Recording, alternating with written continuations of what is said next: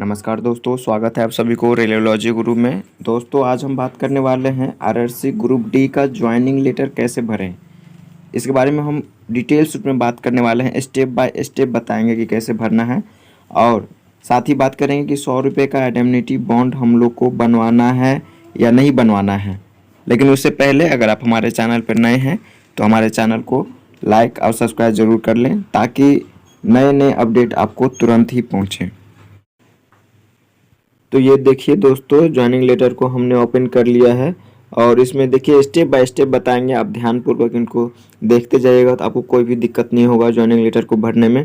तो देखिए सबसे टॉप लेवल पे आपका तो नाम, एड्रेस, सारा चीज़ रहेगा डिटेल्स में।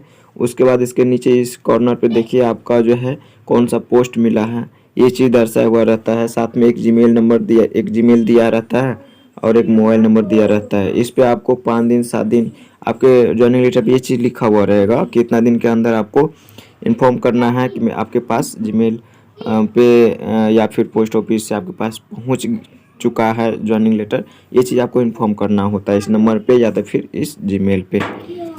उसके बाद आपको कितना तारीख को रिपोर्ट करना है, कितना तारीख को जाना है, वहाँ पे वो डेट भी मेंशन रहेगा। तो ये सारा चीज़ रहेगा। आगे देखते हैं, आगे है कि देखिए आगे कुछ पॉइंट दिया गया है, टर्म एंड कंडीशन क्या होता है, ये सारा चीज़ पॉइंट दर्शाया गया है। तो चलते हैं इसके बारे में देखते हैं क्या क्या पॉइंट दिया गया है। टर्म एंड कंडीशन है कि आपको सबसे पहले जो है ओथ, आपको शपथ दिलाया जाएगा कि आप इस पोस्ट पे जो है ईमानदारी पूर्वक निष्ठा से काम करिएगा। वो चीज़ पहला पॉइंट में ये चीज़ कहा गया। दूसरा पॉइंट में है कि the candidate is liable to be transferred posted to any station on the railway and accepting appointment would indicate the accepting this conditional. मतलब रेलवे कहना चाहता है कि आपको किसी भी स्टेशन पे कहीं पे भी अपॉइंट किया जा सकता है। तीसरा पॉइंट में है कि अगर आप कहीं है ना, कहीं आप एम्प्लॉय रह चुके हैं तो इसको ज्वाइन करने से पहले आप वहाँ छोड़ दिए होंगे उस जॉब का, ये पॉइंट बताया गया होगा। और चौथा पॉइंट ये है, बताया गया है कि the continuous of the candidate in railway servant service shall be subject to your character and antecedents being found satisfactory by police district authority. इसमें कि कैरेक्टर सर्टिफिकेट जो आपका होगा ये पुलिस और डिस्ट्रिक्ट अथॉरिटी अर्थात एसपी ऑफिस से आपको सर्टिफाई होना चाहिए। इसके आगे देखिए 5वां नंबर पॉइंट में क्या लिखा हुआ है। 5वां नंबर पॉइंट में है कि in case at any stage it is found that any certificate document या testimonial furnished by the candidate and having a bearing on your eligibility is not in order or any information material fact having being on your eligibility has been hidden। मतलब ये point ये है कि अगर आप join करने के time या ज्वाइन करने से पहले कोई भी जो बात है, कोई भी जो जानकारी है फॉल्स दिए हैं या कोई चीज़ छुपा के रखे हैं तो बाद में आपको परेशानी आ सकती है, आपको नौकरी से निकाला जा सकता है। ये पॉइंट यहाँ पे दर्शाया गया है। साथ ही 6 पॉइंट में देखिए क्या लिखा हुआ है।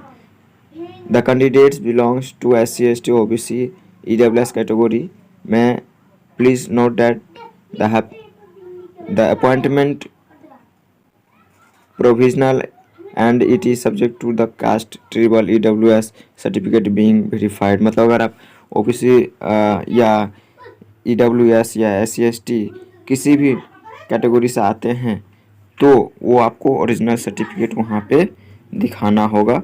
और अगर इसमें अगर आप गलत पाए जाते हैं, झूठा पाए जाते हैं तो आपको जो है इंडियन पैनल कोड के हिसाब से आपको इसकी सज़ा भी मिल सकता है।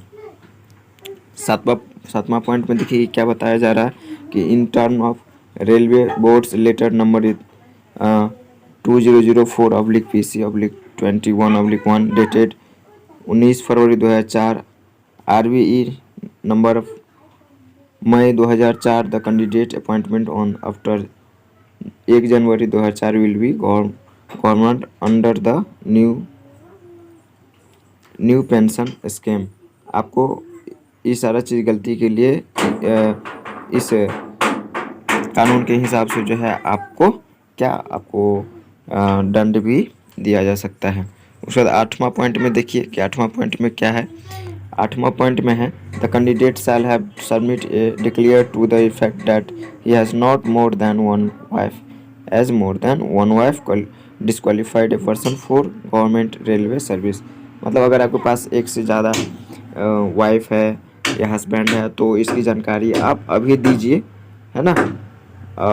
आपको एक पत्नी ही होना चाहिए, एक या एक से ज़्यादा, तो एक पत्नी है तो ठीक है, मोर देन अगर वन वाइफ है तो आप डिस्क्वालीफाई हो जाइएगा, है ना। ये चीज़ पॉइंट में बताया गया है और आपको वाइफ और हस्बैंड के बारे में जानकारी देना है। 9वां पॉइंट में देखिए कि क्या बता रहा है कि the candidate has to undergo initially refresher training course. मतलब शुरू में आपको जो शुरुआती जो ट्रेनिंग की ज़रूरत पड़ेगा आपको काम करने के लिए, ड्यूटी करने के लिए, तो वो चीज़ आपको दिया जाएगा और इसमें आपको पास करना है। सक्सेसफुली पासिंग आपको पास करना होता है। तो नॉर्मली होता है, इसमें हर कैंडिडेट जो है पास हो जाता है ट्रेनिंग में, कोई भारी ट्रेनिंग नहीं होता है।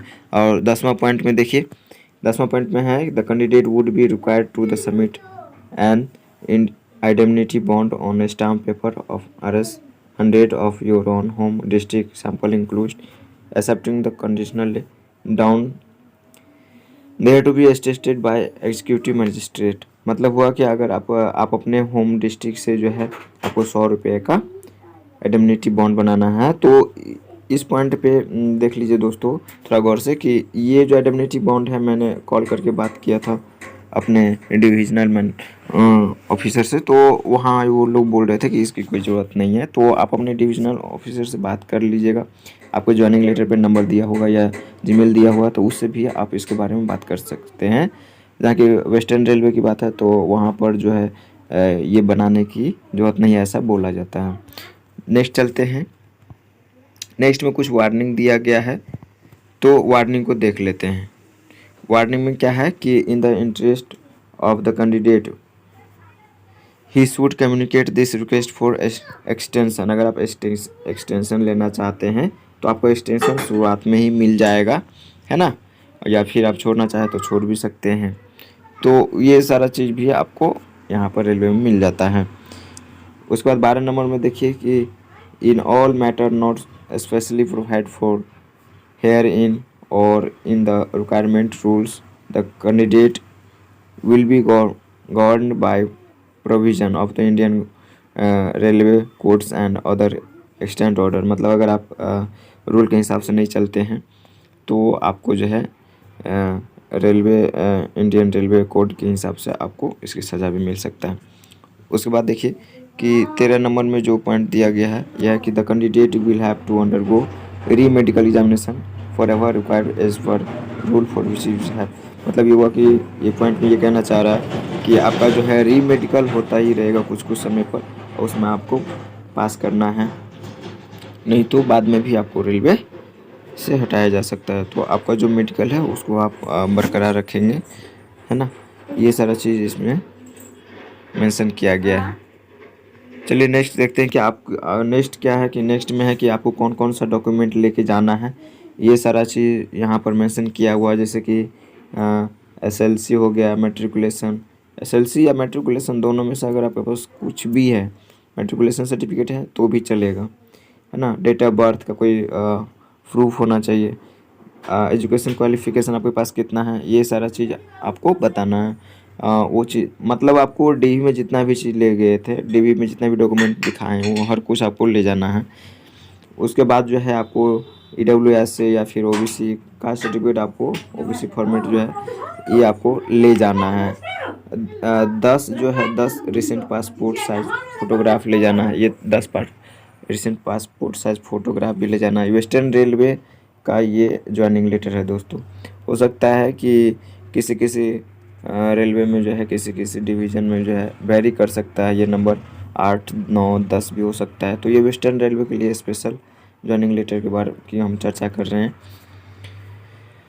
उसके बाद देखिए नेक्स्ट है, नेक्स्ट क्या है कि आपके पास जो है कैरेक्टर सर्टिफिकेट होना चाहिए, है ना। परफॉर्मा जो इसमें इंक्लूड किया गया है उस पर भी आपको साइन होना चाहिए, गेस्टेड ऑफिसर से होना चाहिए।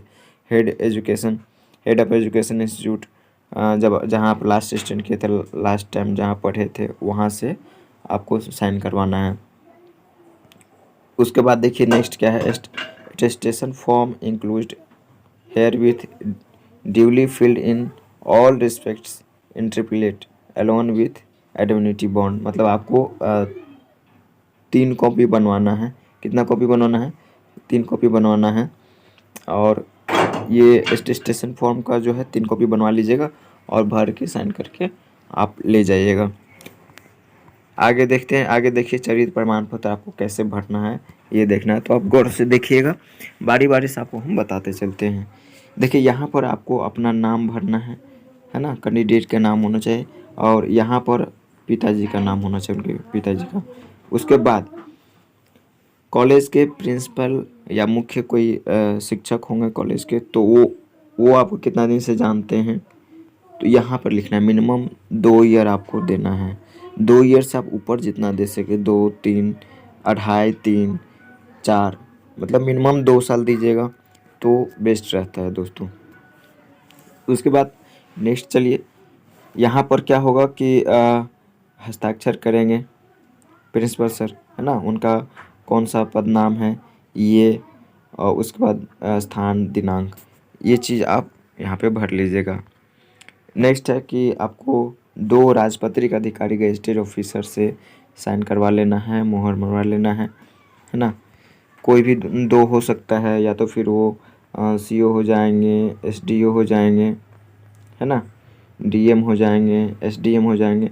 इसमें इंक्लूड है वो आप किसी भी गजेटेड ऑफिसर से आप करवा सकते हैं यहाँ पर साइन और मोहर। उसके बाद आगे देखते हैं। आगे आपको देखिए दोस्तों, आगे आपको क्या करना है कि एक जो है फ़ोटो बनवा लेना है 5x7 का सेंटीमीटर में, 5x7 सेंटीमीटर का आपको फ़ोटो बनवा लेना है और यहाँ पर लगाना है। यहाँ पर देखिए कि क्या लिखा हुआ कि सत्यांकन प्रमाण प्रपत्र में झूठी सूचना देना अथवा किसी भी प्रकार की तथ्यात्मक सूचना को छिपाना अनर्हता मानी जाएगी और ऐसा करने से अभ्यर्थी के अधीन नौकरी के लिए अयोग्य ठहराया जा सकता है। तो कोई भी चीज़ आपको छुपाए नहीं, जो सच्चाई है यहाँ पर आपको बताना होगा, है ना। और यदि प्रपत्र को भरते तथा भेजते के पश्चात हवालात में रखा जाए, दोषी ठहराया जाए, वर्जित आया किसी जाए आदि किया जाए, तो उसके बारे में यथास्थिति संघ लोक सेवा आयोग तथा अथवा रेल भर्ती बोर्ड अथवा उस पदाधिकारी जिससे पहले अवसरांकन प्रपत्र भेजा गया है को ब्यौरा की तुरंत सूचना दें। ऐसा न करने पर यह समझा जाएगा कि तथ्यात्मक सूचना छिपाई गई है। मतलब आपके पास अगर जिस टाइम ये फॉर्म भर रहे हैं, सबमिट करने जा रहे हैं, उस टाइम अगर आपको हालात में रखा गया कभी, है ना, या आप पे कोई मुकदमा चल रहा है, तो आप बताएं रेलवे भर्ती बोर्ड आयोग को, या तो फिर जहाँ से आपका ये शिक्षांकन प्रपत्र आया वहाँ आपको बताना होगा। उसके नेक्स्ट देखिए, यहाँ पर आपको भरना है कुल नाम। जैसे मान लीजिए कि आप ABC यादव हुए, है ना, तो यहाँ पर आपको यादव लिखना है, ठीक है, और इधर आपको जो नाम होगा वो लिखना है, ठीक। नेक्स्ट देखिए, नेक्स्ट आपको वर्तमान पूरा पता आपको यहाँ पर भरना है, यहाँ पर भी भरना है, होम डिस्ट्रिक्ट, ये होम और एड्रेस हर कुछ आपको यहाँ पे भरना है। नेक्स्ट देखिए, नेक्स्ट है कि पिछले 5 वर्षों में 1 वर्ष से अधिक समय तक जहाँ जहाँ रहे हों उन स्थानों का विवरण निवास की अवधियों के साथ इसमें यहाँ पर आपको दर्शाना है कि आप पिछले 5 वर्ष में 5 वर्षों से 1 वर्ष से अधिक जहाँ कहाँ कहाँ रहे हैं, कब से कब तक रहे हैं, ये सारा चीज़ आपको यहाँ पे मेंशन करना है ना, डिटेल से देना है।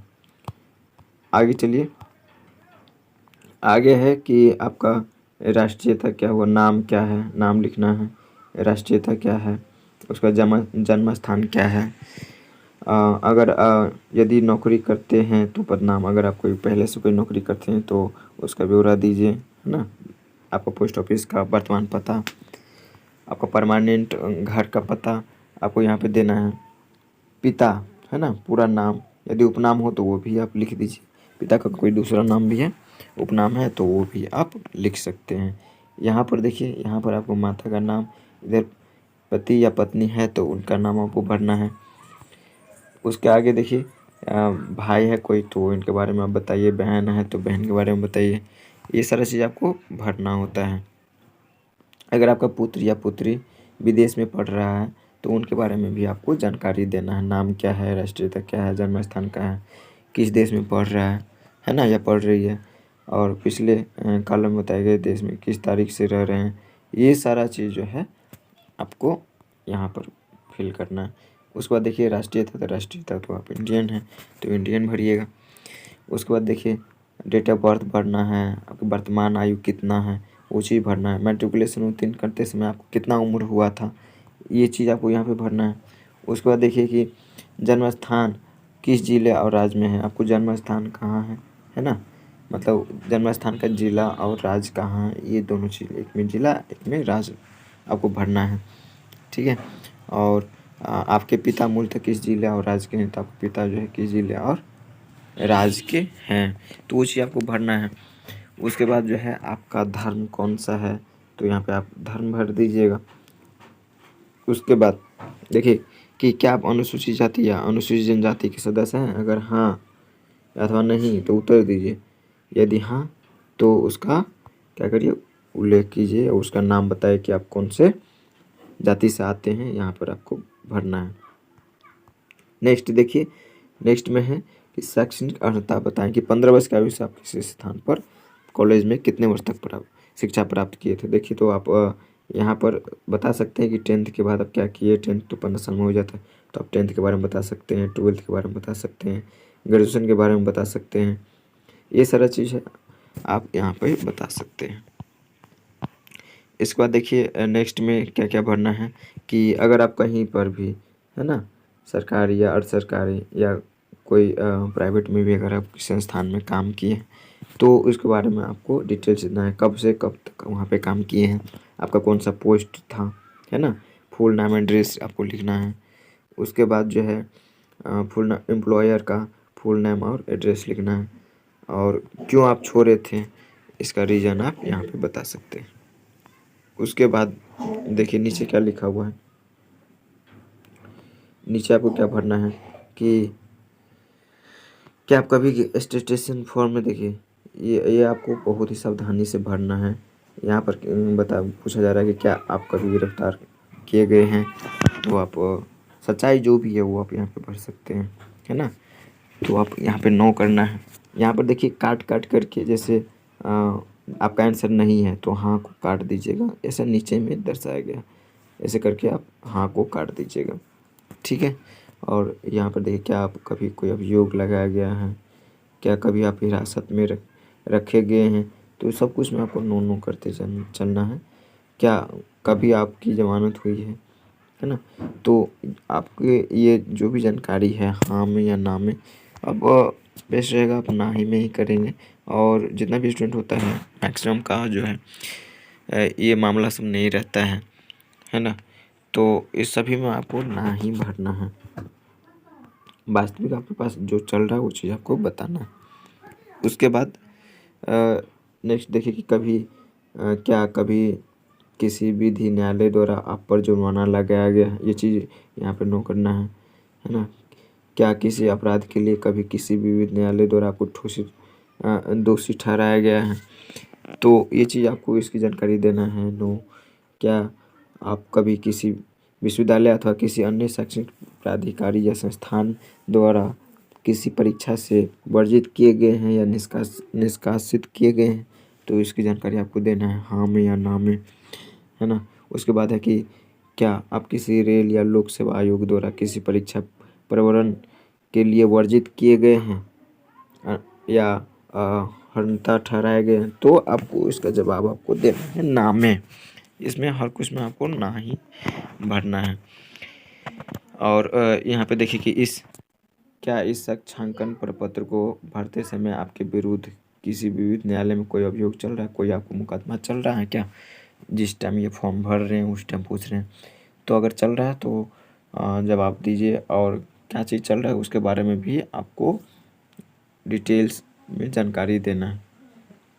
या फिर किसी विद्यालय में या अन्य शैक्षणिक संस्थान में फॉर्म भरते समय, ज्वाइनिंग लेटर भरते समय आप पे कोई अभियोग चल रहा है ना, आपके विरुद्ध किसी भी विद्यालय या शैक्षणिक में कोई मामला चल रहा है तो इस चीज़ का भी आप जानकारी अभी भी दे सकते हैं। अगर हाँ में जवाब है तो आप डिटेल्स में यहाँ पर जवाब दीजिए, अगर ना है तब तो यहाँ पर लिखने की ज़रूरत नहीं है, नो नो करके आप आगे निकल जाइएगा।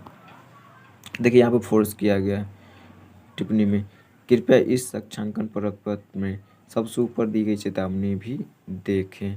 मतलब आपको इस पर दूसरा बार फोर्स किया गया, मतलब आपको बहुत ही आपको सावधानीपूर्वक इस चीज़ को भरना है और सही जानकारी भरना है।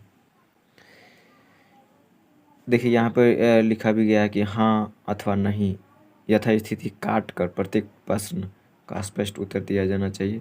मतलब आप काट के दीजिए, अगर नहीं में जवाब है, नो में जवाब है तो हाँ को काट दीजिए, अगर हाँ में जवाब है तो नो को काट दीजिए, ऐसा इनका कहना है।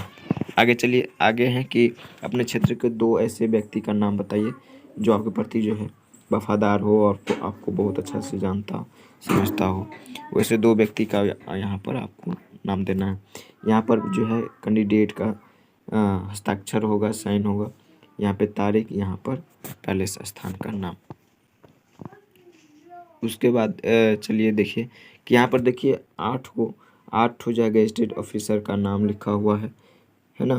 तो केंद्रीय अथवा राज्य सरकार के राष्ट्रपति अधिकार सब साइन करवा सकते हैं, नहीं तो मुख्य निर्वाचन क्षेत्र के जिसमें अभ्यर्थियां या उसके माता पिता अभिभावक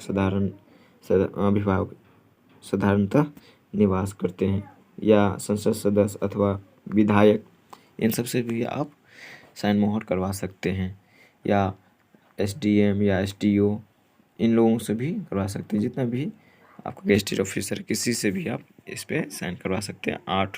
8 ऑप्शन में दिया गया है, वीडियो भी है, पोस्ट मास्टर भी है, पंचायत इंस्पेक्टर भी है, तो इस 8 में से किसी से भी। आगे चलिए, आगे है क्या कि यहाँ पर आपको नाम लिखना है, यहाँ पापा का नाम लिखना है और कितना वर्ष से ये गेस्टेड ऑफिसर आपको जानते हैं वो भरेंगे, है ना। तो आपको ज़्यादा से ज़्यादा ही भरवा लेना है, 3, 2.5, 4 ऐसे भरवा लेना है, जितना आपको जानता है वो भर लेंगे। बिना आप 3 दीजिए, ठीक रहेगा। वही चीज़ यहाँ पे इंग्लिश में है, यहाँ पर उनका साइन होगा और यहाँ पर है कि वो कौन सा पोस्ट पे हैं, है ना, मोहर लगाएंगे, कौन सा पोस्ट है वो चीज़ बताएंगे, पदनाम हैसियत का पता लिखेंगे, ये सारा चीज़ यहाँ पर है। उसके बाद जो है ये आपको नहीं भरना है, ये कार्यालय द्वारा ऑफिस द्वारा जो है भरा जाएगा, इसको आपको खाली छोड़ देना है। तो ये था कि आपको ज्वाइनिंग लेटर कैसे भरना था, स्टेप बाय स्टेप हमने बताए हैं। अगर इसके बाद भी आपके मन में कोई क्वेश्चन रह गया है, कोई डाउट रह गया है, तो आप कमेंट बॉक्स में ज़रूर कमेंट करिए, हम आपको पूरी तरीक़ा से प्रयास करेंगे कि आपकी कमेंट का रिप्लाई करेंगे, ज़रूर रिप्लाई करेंगे। तो आज का ये वीडियो आपको कैसा लगा कमेंट बॉक्स में हमको ज़रूर बताइएगा। मिलते हैं फिर किसी नए वीडियो में, तब तक के लिए नमस्कार, जय हिंद।